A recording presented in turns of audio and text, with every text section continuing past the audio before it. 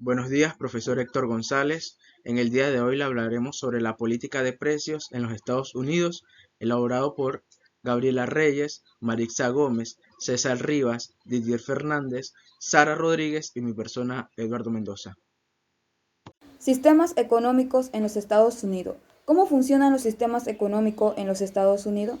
En Estados Unidos funciona bajo un sistema económico mixto, se puede decir de esta manera. En otras palabras, combina los elementos de la economía de mercado y de la economía planificada. También podemos decir que cada individuo y cada empresa son libres para tomar decisiones. Esto se basa en cómo van a producir, qué van a producir, en qué van a invertir, en qué van a trabajar, en qué van a gastar, etc. Pero también hay una autoridad central y múltiples locales que influyen en la producción, en la distribución, en el consumo de la economía, a través de regulaciones de incentivos, subsidios, impuestos, tarifas, inversiones locales, leyes, etc. De esta forma, el gobierno federal y los gobiernos estatales intervienen en el pro del bien común del país. Por ejemplo, con subsidios para ciertos sectores de la población o industrias, tarifas a las importaciones buscando proteger la producción local, las provisiones de bienes públicos como seguridad, las carreteras, hospitales o parques, políticos monetarios que influyen en la inflación del país. Principales características de la economía en Estados Unidos. La economía enfocada al consumo interno, existe la propiedad privada y permite la inversión extranjera, posee una autoridad central fuerte que controla ciertos recursos, los individuos y empresas tienen libertad económica. ¿Cuáles son los componentes del sistema económico en los Estados Unidos? El sistema económico de Estados Unidos está compuesto por una serie de instituciones, mercados, leyes, acuerdos, incentivos, sectores económicos, mecanismos de coordinación, derechos de propiedad, etcétera, que determinan los resultados económicos del país. Es tanto a nivel federal como estatal. El sistema económico americano durante toda su historia ha sido cercano a la economía de mercado y las libertades individuales, lo que le ha permitido lograr la posición dominante que hoy tiene a nivel mundial. Pero también cuenta con una autoridad central fuerte que interviene de muchas formas en la economía del país, afectando la dinámica económica a través de los subsidios, impuestos, tarifas, leyes, regulaciones, políticas monetarias y fiscal, etc. La política de precios de una empresa. La política de precios es un conjunto de principios para fijar un determinado valor a los bienes y servicios. Es también una herramienta de marketing que afecta el éxito de las ventas y el posicionamiento de la empresa. El objetivo principal de la política de precios es obtener beneficios estables de sus ventas para garantizar la competitividad. En la formación de la política de precios se debe tener en cuenta lo siguiente. 1. El impacto de las ventas en la competitividad de la empresa. 2. Las posibilidades de que una organización gane una competencia de precios. 3. La razonabilidad de la política de precios elegida para los nuevos productos. 4. Variación de los costos dependiendo del impacto del ciclo de vida del producto. Y por último, es posible establecer diferentes precios de referencia. Principales objetivos de la política de precios. Los principales objetivos de la política de precios de una empresa son: 1. Continuación de las operaciones de la organización. Aquí una empresa opera bajo la influencia de amenazas como el exceso de capacidad, la alta competencia y los cambios repentinos en la demanda. Parte de estos riesgos se pueden afrontar reduciendo el precio, pero sin embargo, la reducción del precio debe ser tal que los ingresos generados cubran los costos. Este objetivo de la política de precios se considera a corto plazo. 2. Maximización del beneficio a corto plazo. A veces el precio de una mercancía se modifica para maximizar el beneficio. Este es un objetivo a corto plazo, ya que a largo plazo este objetivo no se utiliza porque es un aumento significativo del valor y no ganará la competencia. 3. Aumento de las ventas a corto plazo. En este caso, por el contrario, se refiere a lo que sería reducir el costo del producto, ya que un precio atractivo le permite aumentar su volumen de ventas. Por otra parte, la asignación de comisiones a los intermediarios también contribuye a aumentar las ventas. 4. Descremado. La medida es relevante si una empresa vende nuevos productos. En este caso, se fija el precio más alto posible. Si las ventas empiezan a caer, se reduce ligeramente para garantizar la facturación. Y por último, tenemos el aumento de los beneficios a largo plazo. Una de las estrategias en marcha es construir una imagen de empresa que solo fabrica productos de calidad. Si el cliente confía en la calidad del producto, está dispuesto a comprarlo a un costo más elevado. De este modo se conseguirá maximizar los beneficios a largo plazo. Principales sectores económicos. Los sectores claves incluyen la agricultura, maíz, soya, res y algodón, manufactura de maquinaria, productos químicos, alimentos y automóviles, y un floreciente mercado terciario enfocado a las finanzas, las nuevas tecnologías, los seguros, los bienes raíces, alquileres y arrendamientos. El sector agrícola estadounidense es sin duda uno de los más grandes del mundo, y California por sí misma produce más de un tercio de los vegetales del país y 2/3 de sus frutos y frutos secos. Sin embargo, la agricultura solo representa 1% del PIB y emplea al 1% de la fuerza laboral. El sector industrial, que incluye una amplia gama de actividades, aporta más del 17,9% del PIB y emplea al 20% de la población activa. El país también es líder mundial en las industrias de aeroespacial y farmacéutica. Gracias a sus abundantes recursos naturales, Estados Unidos se ha convertido en el líder en la producción mundial de una cantidad de minerales y ha sido capaz de mantener una producción diversificada. El país es el mayor productor de gas natural líquido, aluminio, electricidad y energía nuclear. Es también el tercer productor a nivel mundial de petróleo. El sector manufacturero por sí solo representa el 12% del valor añadido del país. La economía estadounidense se basa esencialmente en los servicios. El sector terciario representa más de 3/4 partes del PIB, es decir, el 77,6%, y emplea al 79% de la fuerza laboral del país. Una gran parte del PIB se compone del sector finanzas, lo que sería los seguros, los bienes raíces, alquiler y arrendamiento, al igual que los servicios profesionales y comerciales. El sector gubernamental, a nivel federal, estatal y local, aporta alrededor del 11,6% del PIB del país, mientras que la cuota de los servicios educativos, sanitarios y asistencia social ha ido creciendo hasta el 8,4%, por delante del comercio mayorista 6,3% y del comercio minorista 5,7%. La FTC, la Federal Trade Commission, es la agencia de protección al consumidor de los Estados Unidos. Esta se creó en 1914. Su finalidad era la de prevenir métodos de competencia desleal dentro del comercio, como parte de una batalla en contra de los monopolios. Su misión es proteger a los consumidores de prácticas engañosas, prácticas anticompetitivas, desleales e injustas, sin cargar las actividades legítimas de los negocios y promover la sana competencia. La FTC trabaja a favor de políticas gubernamentales que protejan a los consumidores y promuevan la sana competencia, y destaquen el rol de la investigación en la toma de decisiones.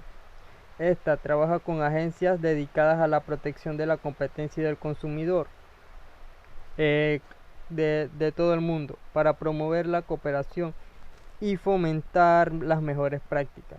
Esta también ha construido una sólida red de relaciones con sus contrapartes del exterior del país y ayuda a los países de todo el mundo a desarrollar y mejorar sus programas de protección de competencia y de los consumidores.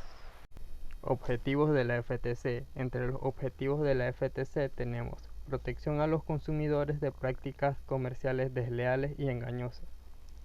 La FTC tiene la responsabilidad de proteger a los consumidores contra prácticas comerciales desleales, engañosas y fraudulentas. Esto implica la investigación y persecución de casos de publicidad falsa, estafas, fraudes y otras prácticas desleales que puedan perjudicar a los consumidores.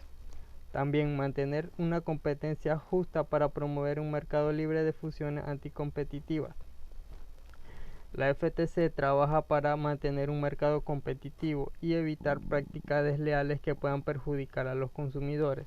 Esto incluye la investigación y persecución de casos de fusiones y adquisiciones anticompetitivas, acuerdos de fijación de precios, monopolios y otras prácticas. Promover un buen desempeño de la agencia a través de la excelencia organizacional, individual y de información tecnológica. Y por último, también tenemos que la FTC se dedica a educar a los consumidores y empresas sobre sus deberes y derechos, proporcionando información y recursos para ayudar a los consumidores a tomar mejores decisiones, para ayudarlos así a evitar estafas entre otras prácticas. Y también brinda orientación a las empresas sobre cómo cumplir con las leyes de protección al consumidor y regulaciones antimonopolio. Beneficios de la FTC a los consumidores. La FTC es la única agencia federal que tiene jurisdicción en el ámbito de la protección al consumidor y en el terreno de la competencia en amplios sectores de la economía. Esta trabaja a favor de un cumplimiento de ley vigoroso y efectivo. Entre algunos de los beneficios que brinda la FTC a sus consumidores tenemos que promueve el interés de los consumidores, compartiendo su experiencia y conocimientos con cámaras legislativas, federales y estatales, y con agencias gubernamentales de Estados Unidos y de ámbito internacional. Desarrolla políticas e investiga herramientas a través de audiencias, talleres y conferencias, y crean programas educativos y prácticos con un lenguaje claro para los consumidores y negocios que interactúan en un mercado global con una tecnología en constante cambio. Buros para la ejecución de tareas de la FTC. Las tareas de la FTC son ejecutadas por el Buró de Protección al Consumidor, el Buró de Competencia y el Buró de Economía. Estas tareas son asistidas por la Oficina del Consejo General y otras oficinas regionales. Primero tenemos el Buró de Protección al Consumidor. Este protege a todos los consumidores de prácticas desleales, engañosas o fraudulentas. Entre sus tareas tenemos la investigación y demandas contra compañías o personas que violen la ley, desarrollo de procedimientos de reglamentación que ayuden a mantener un mercado justo, y educación a los consumidores sobre sus derechos y a las compañías sobre sus responsabilidades. Tenemos también el Buró de Competencia. Su objetivo fundamental es evitar fusiones anticompetitivas y otras prácticas comerciales anticompetitivas en el mercado. Al proteger la competencia, el Buró promueve la libertad de los consumidores para escoger bienes y servicios en un mercado abierto, a un precio y nivel de calidad ajustados a sus necesidades, y también fomenta la oportunidad para los negocios, garantizando una igualdad de condiciones entre los competidores. Y por último tenemos el Buró de Economía. El Buró de Economía asiste a la FTC en la evaluación del impacto económico de sus acciones a través de análisis económicos y provee el apoyo en las investigaciones y en la elaboración de reglas sobre la defensa de la competencia y protección al consumidor. Este también analiza el impacto de la regulación del gobierno sobre la competencia y los consumidores. Oficinas del Consejo General. El Consejero General es el principal oficial legal y asesor de la Comisión.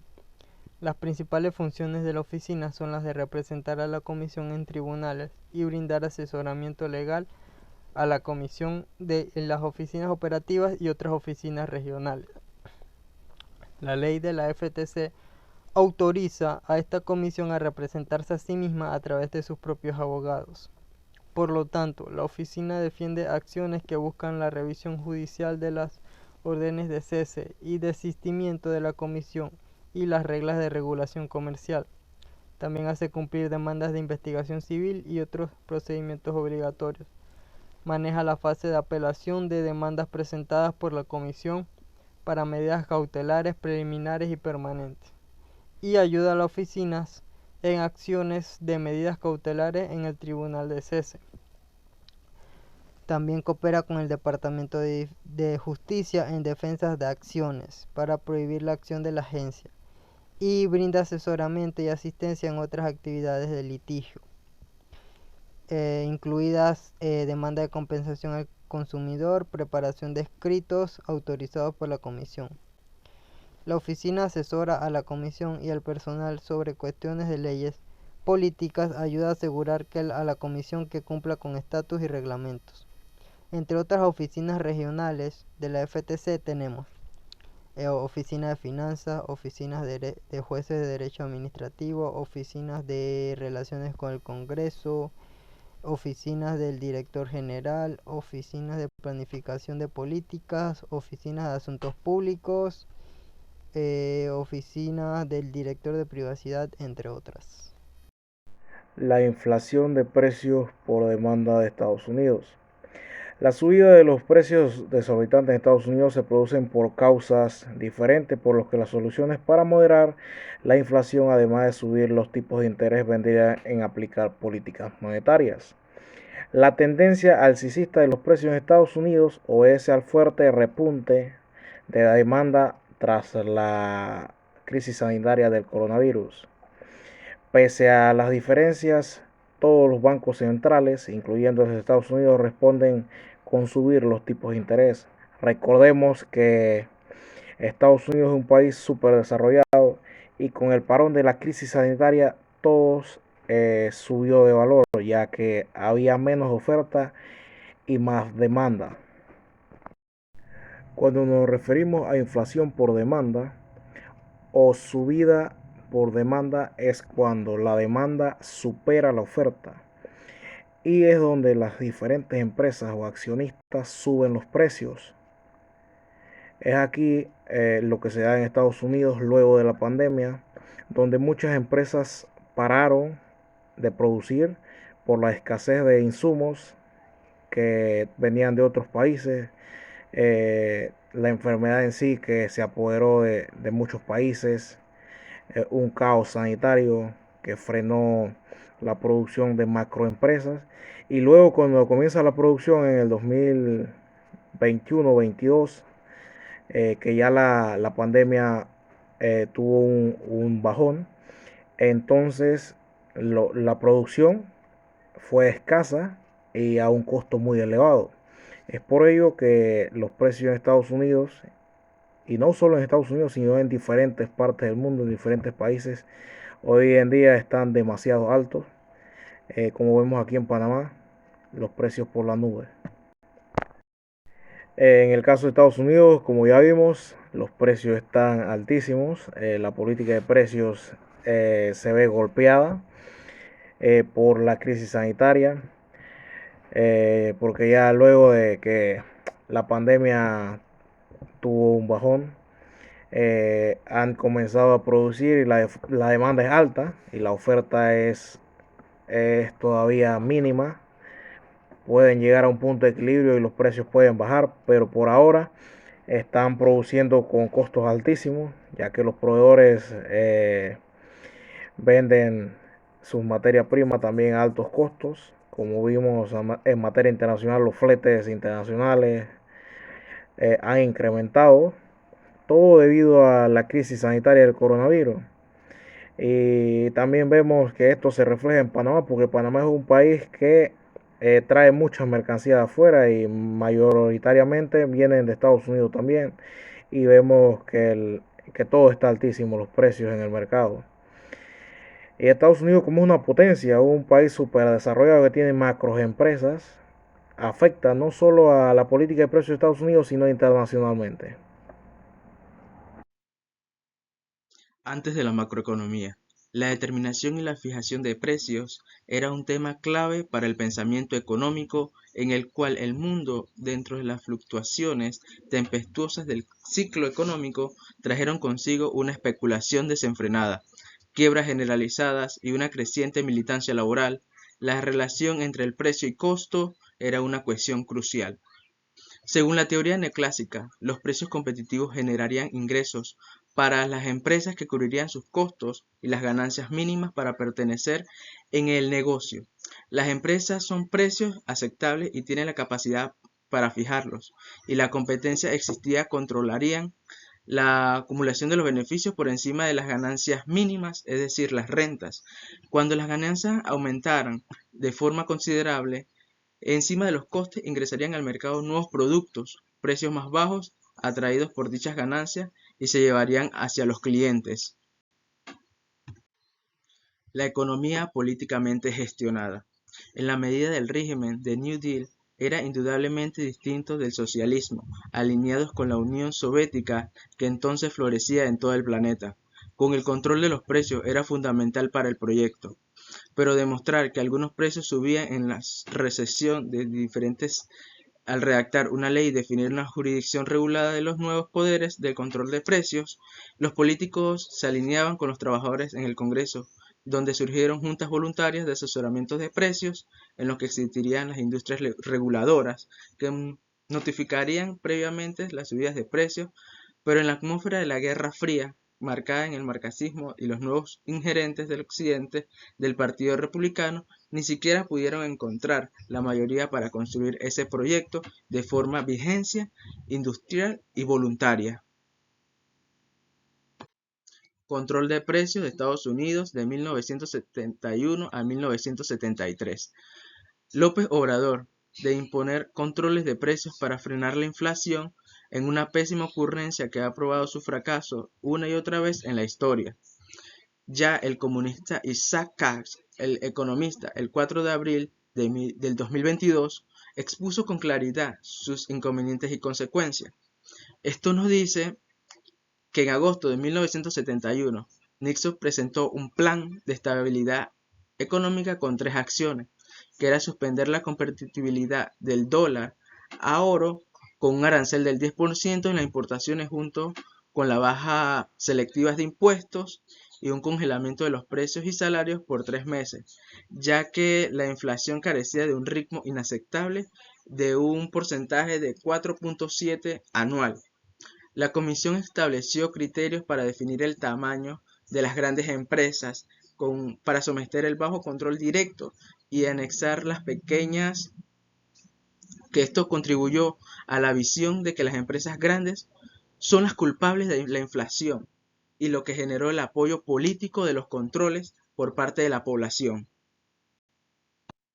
El cambio de régimen de las políticas de los Estados Unidos, ventajas y riesgos a escala mundial, implicaciones para el futuro, desafíos internacionales en el futuro. Las implicaciones para el futuro. Los republicanos en el Congreso hace mucho tiempo han propugado tasas más bajas de los puestos sobre las rentas en las personas físicas y sociedades.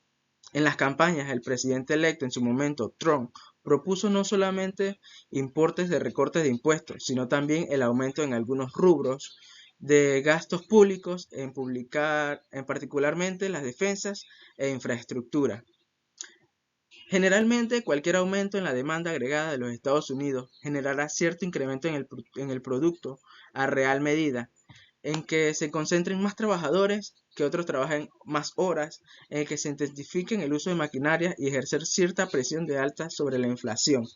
Al menos la participación de fuerzas laboral en horas extra aumente considerablemente la existencia de posibles de que, como las consecuencias de presión de la inflación, justifique notablemente esto que parece que tienen en mente cuando pronostican que se llevará las tasas de fondos federales más rápidamente. Los desafíos internacionales en el futuro. Dado en el papel protagonista desempeña los Estados Unidos la economía mundial dentro de los cambios importantes en su régimen de políticas de efecto, esto nos dice que las economías avanzadas, junto a las monedas, desperdician frente al dólar las bonificaciones de mayor crecimiento de los Estados Unidos, los tipos de cambios más competitivos. La mayoría de los economistas, en la actualidad, muchos luchan contra niveles de inflación inferiores a los fijos como metas. Cualquier presión, inflación, resulta como sería por lo menos al inicio. Esto le da la bienvenida, así es posible enfrentar las presiones de alza sobre las tasas de intereses, lo que cual suponía un desafío fiscal fuertemente endeudado, así como lo benefician lo suficiente de los efectos de contagios positivos de la demanda, empujando esto que sea una tasa de interés a la alza. Regulación y control de la economía estadounidense. El gobierno federal de los Estados Unidos regula la empresa privada de muchas maneras. Esa regulación se divide en dos categorías generales. La regulación económica busca de manera directa e indirectamente controlar los precios. Tradicionalmente, el gobierno de los Estados Unidos ha intentado controlar los monopolios como las empresas eléctricas que aumenten los precios más allá del nivel que garantiza ganancias razonables. Algunas ocasiones el gobierno también ha extendido un control económico a otros tipos de industrias en los años posteriores a la Gran Depresión, ideó un sistema complejo para estabilizar los precios de los productos agrícolas que tendían a tener fluctuaciones enormes en respuesta rápida a la evolución de la oferta y la demanda. Y otras industrias como camiones y aerolíneas buscaron con éxito la regulación para eliminar lo que consideraban los recortes de precios dañinos.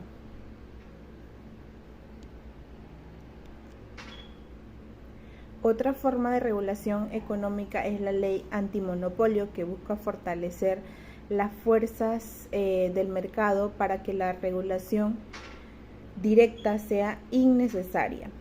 El gobierno y en algunas ocasiones la empresa privada ha utilizado la ley antimonopolio para prohibir prácticas o fusiones que limitarían indebidamente a la competencia.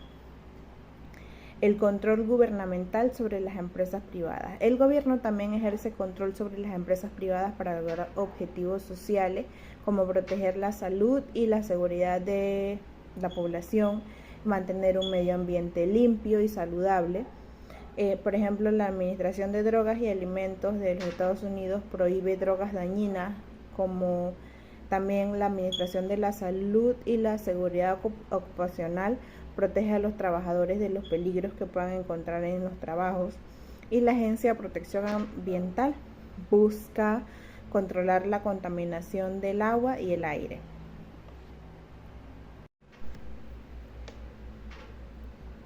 Las actitudes estadounidenses sobre la regulación a lo largo del tiempo o la historia. Las actitudes de los ciudadanos estadounidenses cambiaron sustancialmente durante las últimas décadas del siglo XX.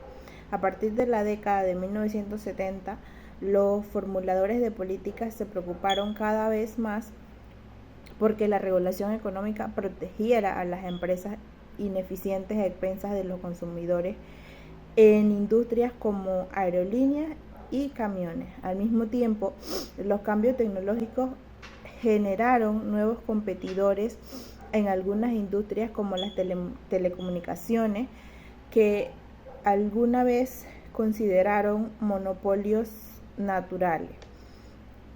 Ambos desarrollos dieron lugar a una sucesión de leyes que flexibilizaron dicha regulación.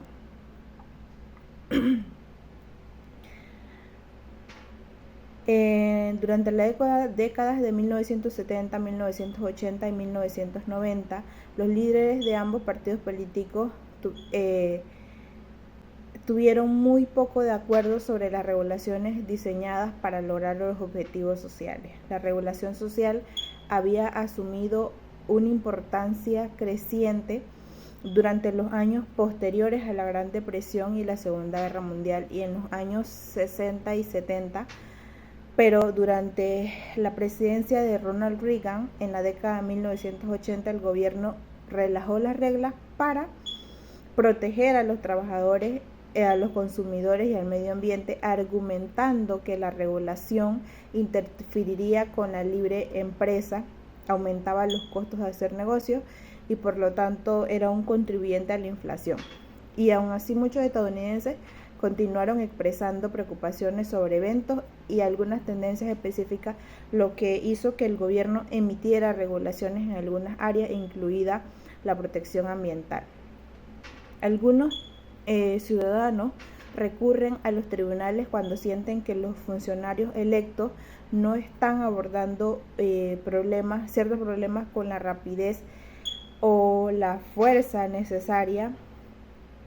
Por ejemplo, en la década de 1990, las personas y el gobierno demandaron a compañías tabacaleras por los riesgos para la salud de fumar cigarrillos. Un acuerdo financiero que se dio proporcionó a los estados en Estados Unidos pagos a largo plazo para cubrir los costos médicos para tratar enfermedades relacionadas al tabaquismo y en otras ramas del gobierno. El sistema político estadounidense, con su alto número de puntos vetados, necesita soluciones alternativas especiales distintamente para tener éxito. La fijación de precios. La fijación de precios es un acuerdo escrito, verbal o interferido de la conducta entre competidores para subir, bajar, mantener o estabilizar los precios. Generalmente las leyes antimonopolio en Estados Unidos requieren que cada empresa establezca los precios y otros términos competitivos por su cuenta sin estar de acuerdo con un competidor. Cuando los compradores eligen qué productos y servicios comprar, esperan que el precio se haya determinado sobre la base de la oferta y la demanda, no de un acuerdo entre competidores. Cuando los competidores acuerdan restringir la competencia, el resultado suele notarse en precios más altos. Esta fijación de precios también incluye acuerdos entre los compradores de la competencia o empleadores de la competencia sobre los precios o salarios que pagarían. La fijación de precios es una de las principales preocupaciones de las autoridades antimonopolio de Estados Unidos, porque las personas y las empresas, a sabiendas de la ley antimonopolio, celebran acuerdos de fijación de precios, y estas son investigadas por el FBI y otras agencias federales encargadas de hacer cumplir la ley y pueden ser procesadas penalmente. Las sanciones potenciales incluyen largas penas de prisión de hasta 10 años, grandes multas de hasta 1 millón para individuos y 100 millones para empresas, o el doble de la ganancia o la pérdida del delito. En este caso, la FTC también puede iniciar una acción de ejecución civil.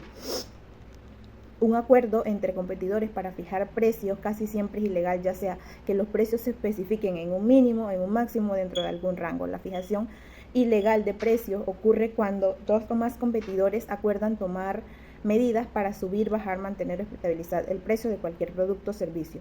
Y los esquemas de la fijación de precios a menudo se elaboran en completo secreto y pueden ser difíciles de descubrir, pero un acuerdo puede descubrirse a partir de términos contractuales o comportamientos de precios idénticos sin explicación alguna, junto con otros factores como la falta de explicación comercial legítima. La fijación de precios ilegal puede ser la razón. Las invitaciones para coordinar precios también pueden generar inquietudes. No todas las similitudes entre precios o cambio de precios ocurren al mismo tiempo.